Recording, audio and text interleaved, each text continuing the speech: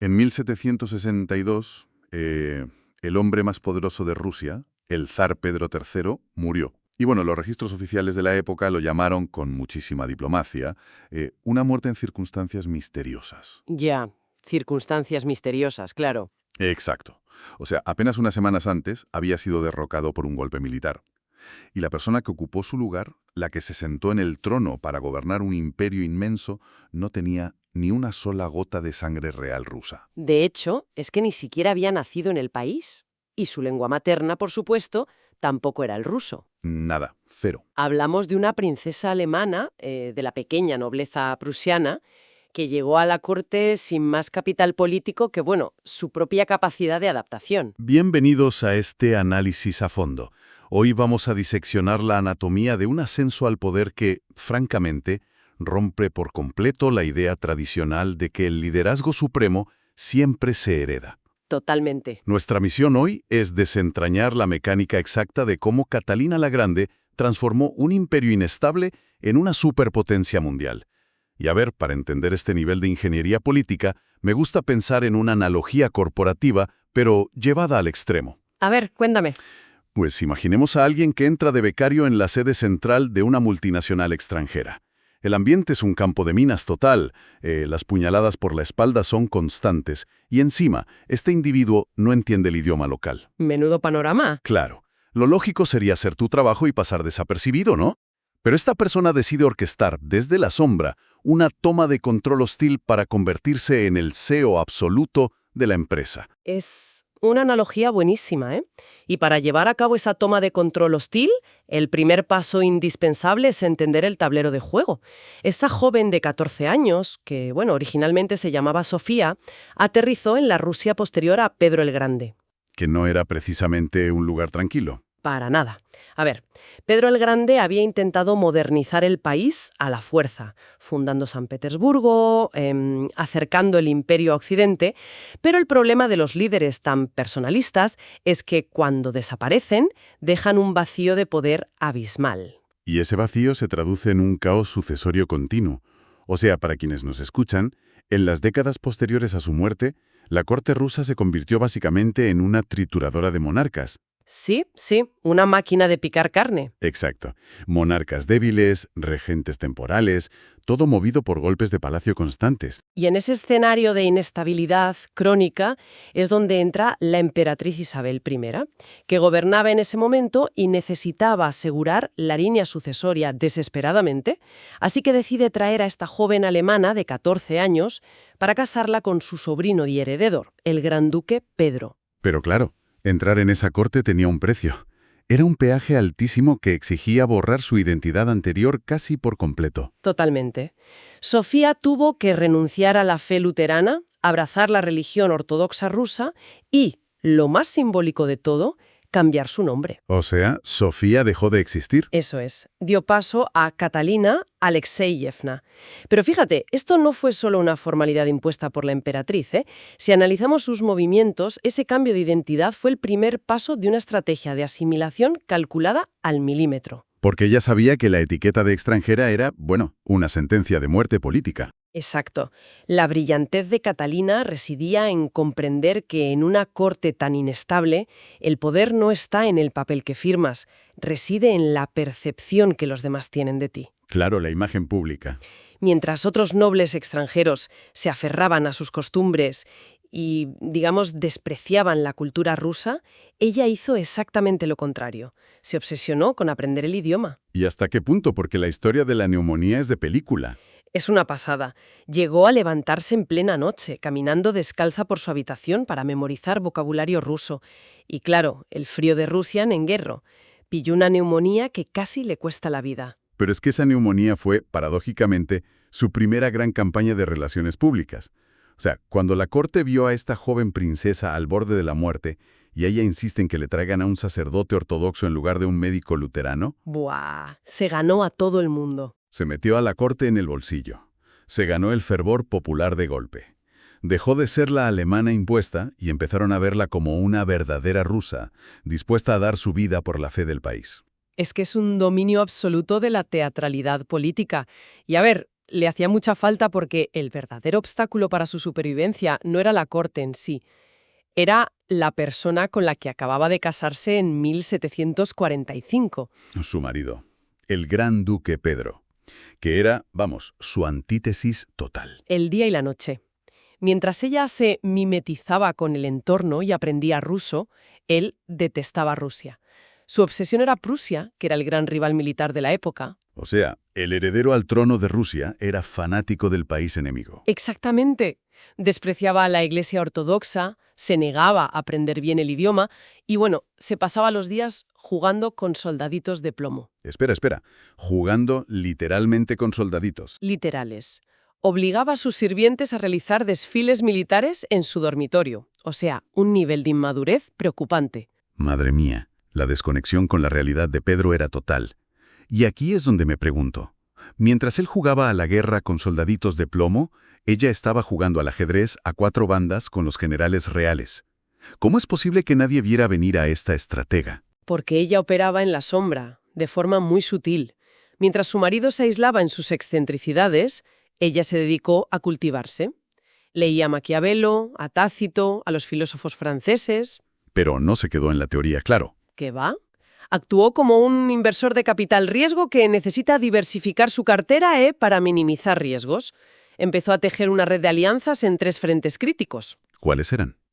La aristocracia, el clero y, sobre todo, la Guardia Imperial. El músculo puro y duro. Dio que el zar podía tener la corona, sí, pero quienes realmente ponían y quitaban monarcas en la Rusia del siglo XVIII eran los regimientos de élite que protegían San Petersburgo. O sea, el ejército. Exacto.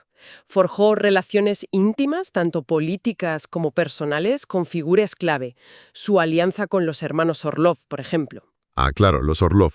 Oficiales muy carismáticos e influyentes de la Guardia. Esto le dio acceso directo al poder militar real del imperio. Ella entendió tempranamente que el poder político no es un título, es la suma de simpatías, alianzas y respeto. Y el contraste no podía ser más brutal cuando llega el momento de la verdad, porque la emperatriz Isabel muere en 1762 y Pedro asciende al trono como Pedro III. Y ahí el choque de trenes se vuelve inevitable. Totalmente inevitable. O sea, Pedro tenía por fin el poder absoluto, y le bastaron 6 meses para dinamitar su propio reinado. Es que fue un suicidio político de manual, ¿eh? Piensa que en ese momento Rusia estaba ganando la guerra de los 7 años contra Prusia. Estaban a punto de aplastar a Federico el Grande. Tenían la victoria en la mano. ¿Y qué hace Pedro III en cuanto se pone la corona? Como era un admirador fanático de Prusia, retira a las tropas rusas y devuelve los territorios conquistados sin pedir nada a cambio. Es alucinante. Es como si el nuevo CEO de una empresa entrara el primer día y le regalara todos los secretos comerciales al mayor competidor, simplemente porque es superfan de su marca. Tal cual.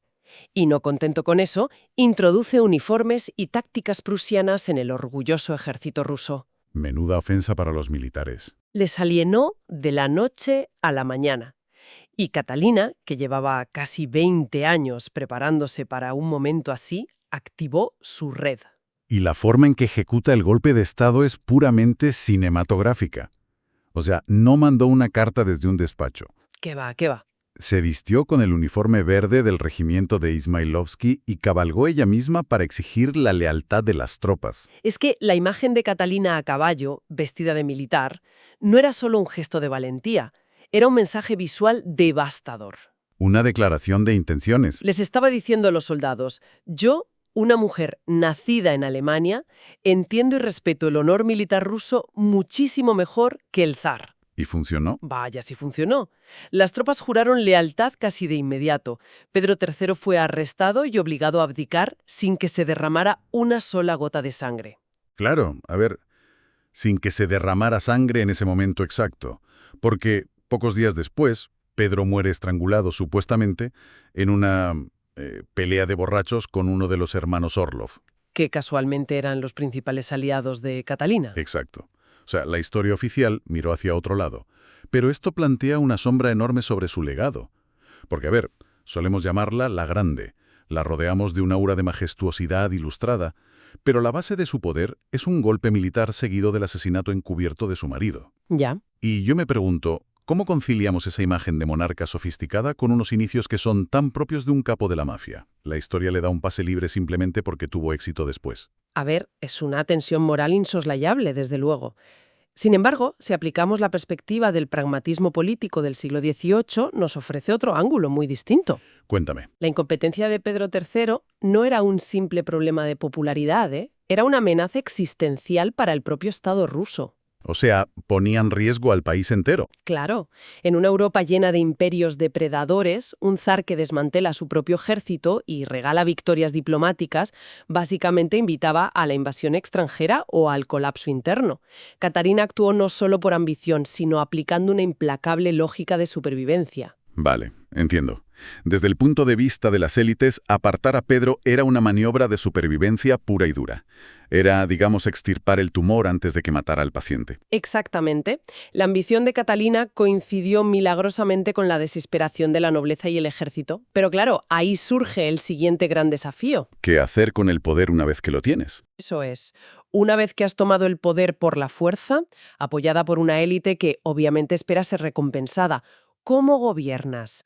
Tienes una deuda enorme con quienes te han puesto en el trono. Y esa deuda nos lleva directos a la paradoja central de sus 34 años de reinado. Porque, por un lado, Catalina quería ser la monarca modelo de la Ilustración europea. Su faceta ilustrada es innegable. Mantuvo una correspondencia extensísima con gigantes de la época como Voltaire y Diderot, compró bibliotecas enteras, fundó el primer instituto educativo para mujeres en Rusia, el Instituto Smolny. Todo un hito para la época. Y sentó las bases de lo que hoy es el Museo del Hermitage a partir de su colección privada de arte. O sea, quería modernizar Rusia a través de la razón y la cultura. Sí, e incluso llegó a redactar un documento masivo, el Nakaz, o la Instrucción. Tomaba ideas directas de pensadores como Montesquieu y Beccaria. Su objetivo inicial era crear un nuevo código legal. ¿Para qué exactamente? Pues para introducir conceptos de igualdad ante la ley y limitar el uso de la tortura. Fue un intento genuino de legislar con una filosofía progresista. Pero claro, luego chocamos con el muro de hormigón armado de la realidad socioeconómica rusa. La servidumbre. ¡Ay, la servidumbre! Millones de campesinos rusos vivían como propiedad absoluta de los nobles, casi en condiciones de esclavitud. Y la pregunta es obligada. Si Catalina era tan ilustrada, si leía a los pensadores franceses que hablaban de libertad y derechos humanos, ¿por qué no abolió la servidumbre? Porque el poder autocrático tiene límites invisibles. Es lo que decíamos antes. Catalina no heredó su poder por un derecho divino inquebrantable. Lo construyó sobre los hombros de la aristocracia que la ayudó en el golpe de Estado. Tenía que mantenerlos contentos. Claro, abolir la servidumbre significaba quitarle a esa misma aristocracia su principal fuente de riqueza y su mano de obra gratuita. Si intentaba liberar a los siervos, los mismos guardias que la coronaron la habrían derrocado al día siguiente. Así de simple. La supervivencia política se impuso a la filosofía ilustrada. No le quedaba otra. Es la colisión frontal entre la teoría y la práctica. Y esa misma dualidad, esa contradicción, se ve en su política exterior. La expansión territorial. Porque es alucinante. Es como si alguien estuviera mandando cartas apasionadas sobre la Ilustración y los derechos humanos a los intelectuales de París, mientras con la otra mano firma decretos de guerra. Literal. Bajo su mando, Rusia se anexionó Crimea, dominó toda la región del Mar Negro para conseguir acceso a aguas cálidas, que era vital. Expandió las fronteras hacia el sur y el oeste con una eficacia letal. Y el ejemplo más crudo de esa eficacia letal, sin duda, es el reparto de Polonia. Catalina, en alianza con Prusia y Austria, decidió literalmente desmembrar la República de las dos naciones. Repartirse un país entero como si fuera una tarta. En 3 particiones sucesivas, borraron a un país soberano del mapa europeo. Polonia dejó de existir durante más de un siglo. ¡Qué barbaridad! O sea, logró que Rusia dejara de ser un gigante periférico para integrarse de lleno como una fuerza decisiva en la política y la cultura europeas. Hizo de San Petersburgo una capital de primerísimo nivel. Sí, pero claro, expandir el imperio de esa forma y financiar guerras constantes requiere muchísimo dinero. Y ese peso fiscal recaía como siempre sobre los más vulnerables. La presión sobre los siervos y los campesinos llegó a ser insoportable. Y esa olla a presión estalló en 1773, dando lugar a la amenaza más aterradora de toda su vida. La rebelión de Yemelyan Pugachev. Menudo personaje. Un levantamiento gigantesco. Pugachov era un cosaco que supo leer perfectamente el tremendo malestar social que había y utilizó una de las armas psicológicas más potentes de la historia rusa, el mito del zar redentor. O sea, afirmaba ser alguien que no era. Afirmaba ser el mismísimo zar Pedro III. Decía que había sobrevivido al supuesto asesinato y que regresaba para liberar a los siervos del yugo de los nobles y de, cito textualmente, la usurpadora alemana. Es fascinante cómo el fantasma de su propio marido volvió para perseguirla. Y no fue una simple revuelta local que sofocas en 2 días. ¡Que va, que va! Pugachov logró aglutinar a cosacos, a siervos fugitivos, a minorías religiosas marginadas. Prometía la abolición de la servidumbre y el fin absoluto de los impuestos. Claro, el mensaje perfecto para la gente desesperada. Formó un ejército inmenso que arrasó la región del río Volga, tomando fortalezas y masacrando a los nobles terratenientes. El imperio entero tembló. Durante meses, el Estado ruso estuvo al borde del colapso estructural. Y Catalina tuvo que reaccionar con todo lo que tenía. Sí, finalmente tuvo que desviar a sus tropas regulares, que en ese momento estaban luchando contra los otomanos en el sur. O sea, sacar tropas del frente de guerra para llevarlas a su propio territorio. Exacto. Una vez que las tropas llegaron, aplastaron la rebelión. Pugachov fue traicionado por sus propios hombres, capturado, llevado a Moscú metido en una jaula de hierro y ejecutado públicamente. Una advertencia brutal. Pero esa rebelión dejó una cicatriz profundísima en la psique de Catalina. Alteró definitivamente su forma de gobernar. O sea, la Catalina idealista desaparece aquí. Totalmente. El trauma de esta rebelión, el miedo real a perder el imperio, le hizo operar un giro conservador drástico. La reformista que debatía con Diderot se desvaneció, dando paso a una gobernante de mano de hierro, sin concesiones. El miedo al colapso lo cambia todo. La convenció de que cualquier experimento social era un riesgo inasumible. Y fíjate en la ironía, para garantizar la estabilidad, promulgó la Carta a la Nobleza. ¿Y qué implicaba eso? Pues era un documento que eximía a los aristócratas de pagar impuestos y les otorgaba un control aún más absoluto sobre sus siervos. Paradójicamente, para una mente ilustrada, terminó afianzando y legalizando el sistema de explotación más rígido de Europa. Cambió el progreso por la seguridad del régimen. Y esta mezcla de luces brillantes y sombras tan profundas es lo que ha convertido su figura en un imán para las leyendas. Porque a medida que su figura pública se volvía más imponente y temida en Europa, sus detractores buscaron otras formas de atacarla. Claro, los rumores armados. Exacto. Si no puedes vencer a un rival en el campo de batalla o en la diplomacia, atacas su reputación. Y la historia ha estado inundada de mitos oscuros, escabrosos y francamente absurdos sobre la vida íntima de Catalina. Efectivamente. A ver, es un hecho histórico comprobado que Catalina tuvo múltiples amantes a lo largo de su vida. Hombres como Grigori Potemkin. Eso es. Hombres a los que a menudo elevaba a altos cargos políticos y militares porque también eran muy capaces. Sin embargo, la propaganda de la época retorció esta realidad hasta convertirla en una caricatura grotesca. Enemigos políticos, cortes europeas rivales. Exiliados descontentos, todos utilizaron estas historias para destruir su reputación. La pintaron como una ninfómana y llegaron a inventar leyendas urbanas delirantes sobre su muerte y su relación con animales, cosas que no tienen ningún fundamento histórico. Y eso a mí me plantea una pregunta reflexiva muy clara. Si Catalina hubiera sido un emperador hombre, ¿crees que las fuentes históricas estarían tan obsesionadas con su vida amorosa o simplemente hablarían de sus tácticas militares? Ojalá me equivocara, pero estoy segura de que no le darían ni la mitad de importancia. Es el doble rasero de siempre. Claro.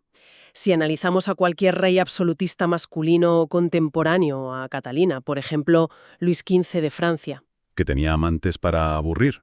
Innumerables. Y se consideraban casi un atributo de su poder y su virilidad. A nadie se le ocurría cuestionar su legitimidad política por su vida sexual. Pero ella era mujer. Y una mujer que ejercía el poder de forma autónoma, que no respondía ante ningún hombre. Eso resultaba tan profundamente desestabilizador para el orden patriarcal europeo que la única forma de intentar minimizar su genialidad política fue reducirla a chismes de alcoba. La difamación moral es la herramienta más antigua para deslegitimar el liderazgo femenino. Trataban de pintar a una estadista brillante como una figura movida únicamente por pasiones irracionales, pero sinceramente la contundencia de sus logros acaba aplastando cualquier intento de reducirla a un simple mito escandaloso. Los hechos hablan por sí solos. Murió a los 67 años en 1796 y le dejó a su hijo Pablo I un imperio monumental. Mucho más vasto e influyente del que encontró. Un Estado que se había consolidado como pieza central indispensable en el tablero geopolítico mundial. Aunque su legado, como decíamos, es complejo. Muy complejo e incómodo. Para algunos analistas es la gran modernizadora. La mente estratégica que introdujo la cultura europea, fomentó las artes, expandió las fronteras. Y para otros es la perpetuadora de la desigualdad social, la gobernante que sacrificó la libertad de millones de siervos en el altar de la estabilidad de la élite. Y el debate moderno es que ambas visiones son ciertas simultáneamente. Pero lo que es indiscutible es su maestría absoluta en el arte de la supervivencia política. Lo que nos lleva a recapitular el aprendizaje fundamental de todo este análisis. El caso de Catalina nos demuestra que el poder definitivo no siempre nace de la herencia o de la sangre. ¿Qué va? Se construye. Es un ecosistema que tienes que saber leer. Ella llegó a un entorno hostil donde tenía todas las de perder, pero en lugar de quejarse de las reglas, se dedicó a estudiarlas con una disciplina milimétrica. Dio alianzas secretas antes de dar su gran golpe. Es una lección maestra de estrategia que, de hecho, podemos aplicar a cualquier ámbito moderno. Porque en un mundo saturado de información, esa capacidad de adaptación silenciosa contrasta enormemente con la inmediatez que solemos buscar hoy en día. Es que Catalina entendió el valor de la paciencia estratégica. Comprendió que el poder a veces requiere subordinarse temporalmente al sistema, mimetizarse con él, para luego, en el momento preciso, subvertirlo por completo. Y justo esa idea me lleva a un pensamiento final para dejar en el aire a quienes nos escuchan, volviendo a esa imagen inicial de la becaria que se hace con el control de la corporación. Hoy en día, la narrativa dominante nos bombardea constantemente con la importancia del famoso liderazgo auténtico. Nos dicen que el verdadero poder nace de ser uno mismo a toda costa, de no cambiar nuestra esencia. Ya, el ser auténtico. Pero, viendo la historia de Catalina, teniendo en cuenta que ella tuvo que borrar su identidad original, cambiar su nombre, abandonar su religión y su idioma para poder alcanzar la cima del poder, ¿qué nos dice eso realmente? ¿Es el verdadero poder el resultado de aferrarte obstinadamente a quien eres o reside precisamente en la capacidad camaleónica de convertirte en exactamente lo que el sistema necesita que seas para poder hackearlo desde dentro y cambiar las reglas a tu favor? Ahí queda eso. Tela marinera. Algo para darle unas cuantas vueltas. Nos escuchamos en el próximo análisis a fondo.